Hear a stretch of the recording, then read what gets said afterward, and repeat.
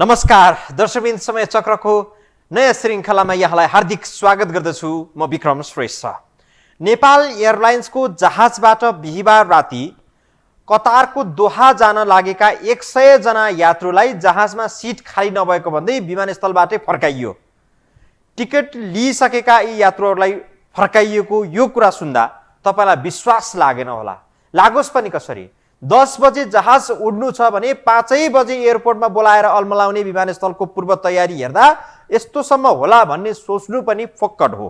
लागेको भाडा तिरेर टिकट लिएर गन्तव्य पुग्ने योजनामा घर छाडेका यात्रुहरू कसैले पनि सोचेका थिएनन् होला नेपाल एयरलाइन्सको यतिसम्मको लापरवाही हुन्छ भनेर। तर भइदियो यस्तै, गरिदियो यस्तै। नेपाल एयरलाइन्सको खेलाचीका कारण बिहीबार नै दोहा पुग्नुपर्ने नेपालीहरू अहिले काठमाडौँको सुन्धाराको एक होटलमा थन्किएका छन्। सुविधा मात्रै खोज्ने, भत्ता र तलबमा मात्रै आँखा गाड्ने नेपाल एयरलाइन्सका व्यवस्थापकले कसरी यस्तो लाजमर्दो कमजोरी गर्यो त हेरौँ यो रिपोर्टमा। कतारको दोहाका लागि विमानको टिकट काटेका यात्रु सुन्धाराको होटलमा पुगे भनेको सुन्दा तपाईँ के अड्कल काट्नुहुन्छ? हो, काहीँ नभएको जात्रा हाँडी गाउँमा भने जस्तै त्रिभुवन अन्तर्राष्ट्रिय विमानस्थलमा आज भोलि यस्तै गाई जात्रा चल्छ। बिहीबार राति 11 बजेको उडानका लागि 8 बजे नै विमानस्थलमा पुगेका यात्रुलाई गाडी त चढाइयो, तर धावन मार्गका लागि होइन। मध्यराति 12 बजे गाडी चढेका जहाजका यात्रुहरू आफूहरूलाई जहाजमा लैजाँदै गरेको आवाज पनि कतिपय सोझा सिधा यात्रुले गरेका थिए। जब उनीहरू गाडीबाट ओर्लिए उनीहरूले प्लेन देखेनन्। सुन्धाराको एक होटल अगाडि पुगेपछि पो उनीहरू झल्यास्स भए। आतिदै भने लौ न हामीलाई कहाँ ल्याइयो। नेपाल एयरलाइन्सको चरम लापरवाहीले यति बेला झन्डै 60 जना यात्रु बिचल्लीमा परेका छन्। जहाजको सबै सिट भरिएको भन्दै त्रिभुवन अन्तर्राष्ट्रिय विमानस्थलबाटै फर्काएर उनीहरूलाई राति होटलमा पुर्याइएको छ।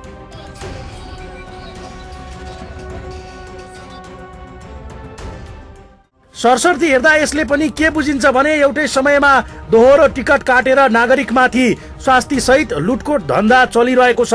देशको गर्विलो इतिहास बोकेको चन्द्र सूर्य अंकित नेपाल एयरलाइन्सलाई यति बेला कमाउ धन्दामा पल्किएका केही अमुक व्यक्तिहरूले कुरूप बनाउँदैछन्।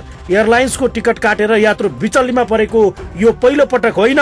केही दिन अगाडि पनि भारत हुँदै अमेरिका अस्ट्रेलिया जाने तयारीमा रहेका झन्डै 272 यात्रुलाई बोर्डिङ पास दिइसकेपछि उडान रोकेर फर्काइएको थियो। यति बेला पनि यात्रुहरूले एयरलाइन्सका कर्मचारीसँग नोकझोक गरेका थिए। अहिले फेरि त्यही प्रकृतिको घटना दोहोरिएको छ।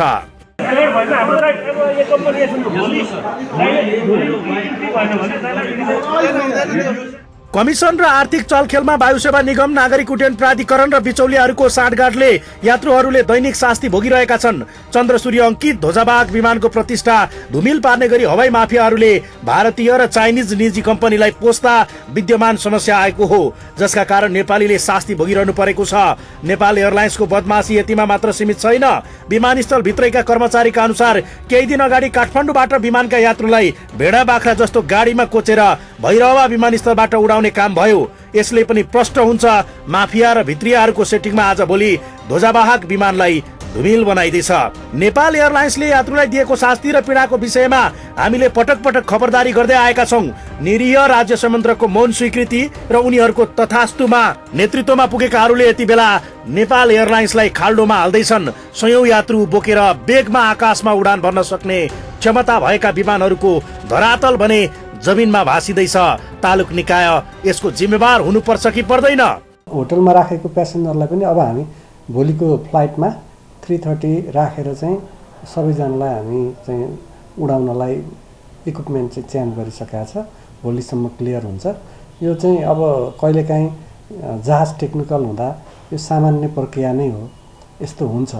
र हामी प्यासेन्जरलाई अफलोड भएपछि अरू एयरलाइन्सबाट पठाउने, त्यसो गर्न सकिएन भने अर्को एभाइलेबल फ्लाइटमा पठाउने र चाहिँ होटल एकोमोडेसन दिने काम गर्छौँ। नेपालीहरू परदेशिँदा पनि गर्व गरेर छाती चौडा पार्दै आफ्नो देशको चन्द्र सूर्य झण्डा अंकित विमानमा सयर गर्न पाउँदा खुसीले गदगद हुन्छन्। तर पछिल्लो समय केही व्यक्तिको स्वार्थका कारण नेपालीको त्यो खुसी खोसिँदैछ। एक पटक दुई पटक होइन, पटक पटक नेपाल एयरलाइन्सले यात्रुलाई शास्ति दिन थालेपछि विश्वास गुम्दै गएको छ। एयरलाइन्सबाट लापरवाही र धोका भएको भन्दै यात्रुहरू कानुनी रूपमै कारबाहीको माग गर्दै नागरिक उड्डयन प्राधिकरण पुगेका छन्। 10 मिनटमा एक्सन लिन्छु अनि यो एक्सनको आधारमा यो डेटदेखि अब डेट अग्रिम कुनै डेटमा यस्तो प्यासेन्जरलाई केही प्रब्लम भयो भने नेपाल एयरलाइन्सले कानुन बमोजिम त्यसको पेनाल्टी तिर्छ। नेपाल एयरलाइन्सबाट भएको यो चरम लापरवाहीको जति नै निन्दा गरे पनि कमै हुन्छ। गैराती विमानस्थलबाट फर्काइएका अधिकांश यात्रु वैदेशिक रोजगारीमा हिँडेका छन्। एयरलाइन्स कम्पनीको लापरवाहीका कारण निश्चित समय तोकेर हिँडेका यात्रुहरू समयमा गन्तव्यमा पुग्न नसक्दा रोजगारी गुम्न सक्ने जोखिम छ। जान सक्छ। अब म त आफ्नो कम्पनीलाई म पठाएछु पेपर, तर त्यहाँबाट अहिलेसम्म रिस्पोन्स आएको छैन। सपोज कम्पनीले भन्यो कि तिमी रिजाइन लेटर पठाइदेऊ, म राख्दिनँ।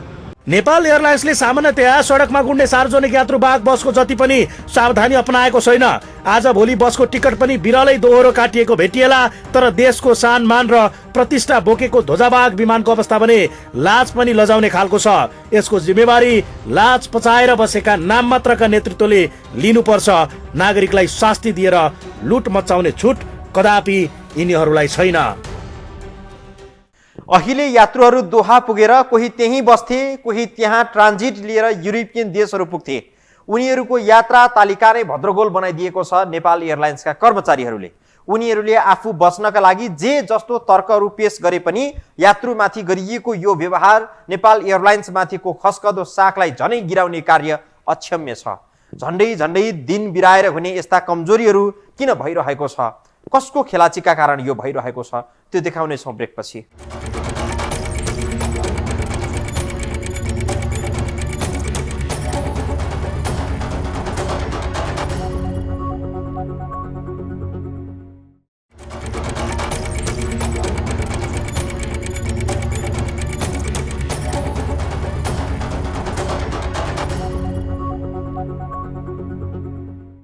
नेपाल एयरलाइन्सलाई म उकास्छु भन्दै गणतन्त्र प्राप्तिपछि मात्रै 10 जना नागरिक उड्डयन मन्त्री भइसकेछन्, तर निगम कहिल्यै उक्सिएन।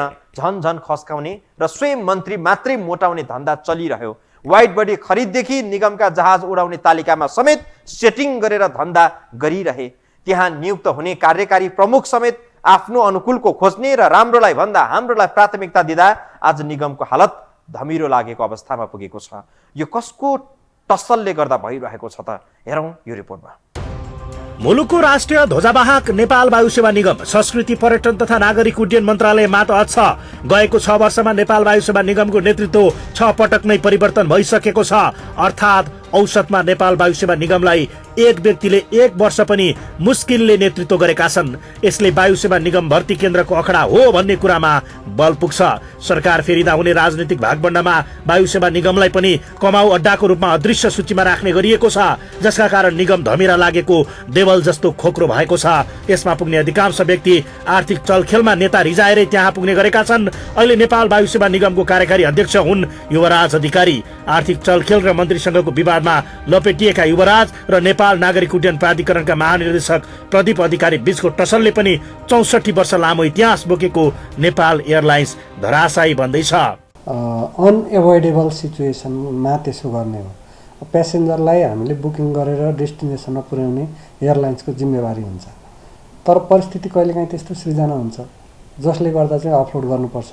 अफलोड भयो भने तपाईँ चाहिँ अरू एयरलाइन्समा एभाइलेबल सिट छ भने हामी रिरुट गर्छौँ, र हुँदै भएन भने मात्रै तपाईँको होटल एकोमोडेसन दिएर गर्ने हो। अधिकारी द्वय व्यक्तिगत तवरले पनि आफैमा विवाद रहित पात्र होइनन्। यसकारण पनि दूधको साँची बिरालो भने जस्तै उनीहरूलाई नेतृत्वमा पुर्याउनु देशका लागि दुर्भाग्य भएको जानकारहरू बताउँछन्।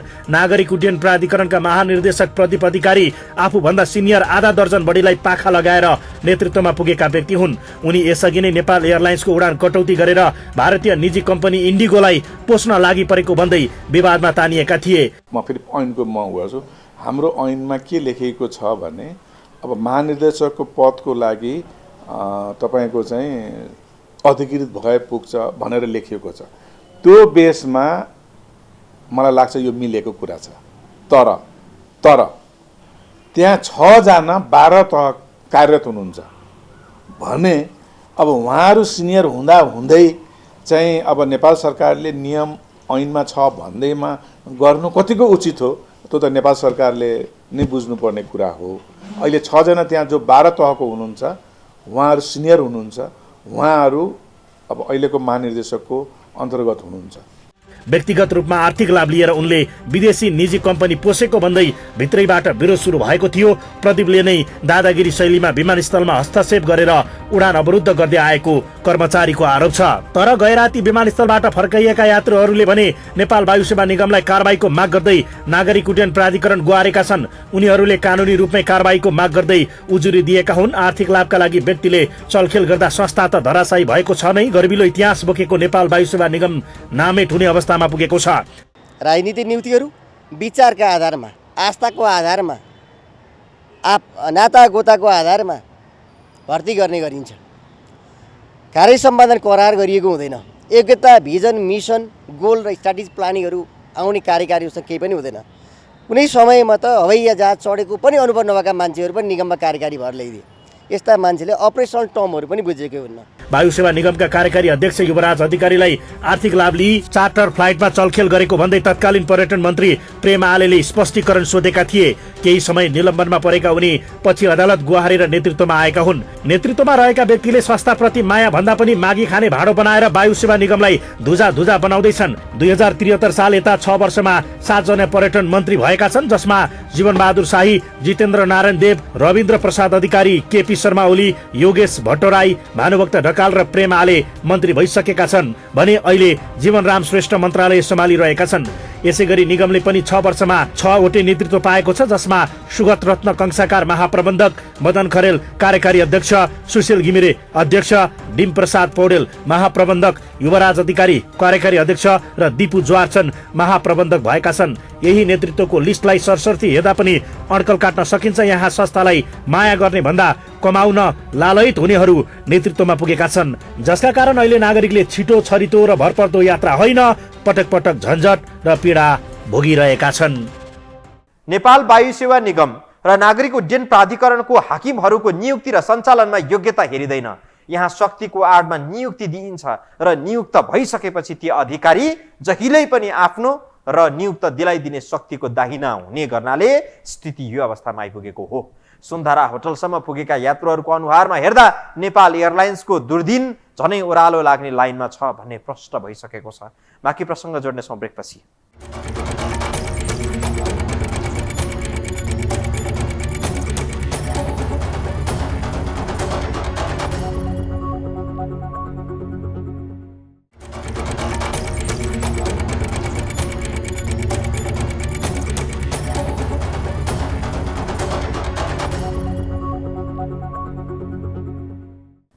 त्रिभुवन अन्तर्राष्ट्रिय विमानस्थलबाट नेपाली ध्वजावाहक जहाजलाई धुन्धुकारीहरूले कसरी लखेट्दैछन् भन्ने सन्दर्भमा केही दिन अघि मात्रै बेलिविस्तार लगाएका थियौँ हामीले।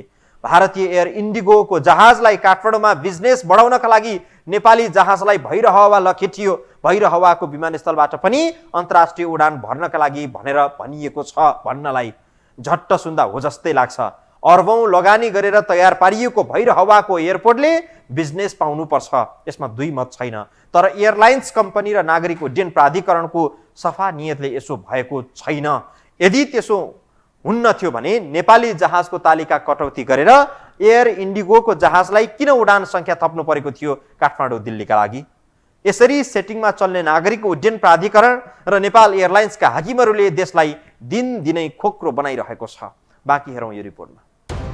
झापाका किरण शिवाकोटी उमेरले 35 पुगे। वैदेशिक रोजगारीको सिलसिलामा दुबई हिँडेका उनी घर परिवार र आफन्तलाई बिदाईको हात हलाउँदै 2 दिन अघि काठमाडौँ आइपुगेका थिए। गाडीको लामो यात्राले थकित भएर आएका उनको उडान तालिका बिहिबार राति 11 बजेको थियो।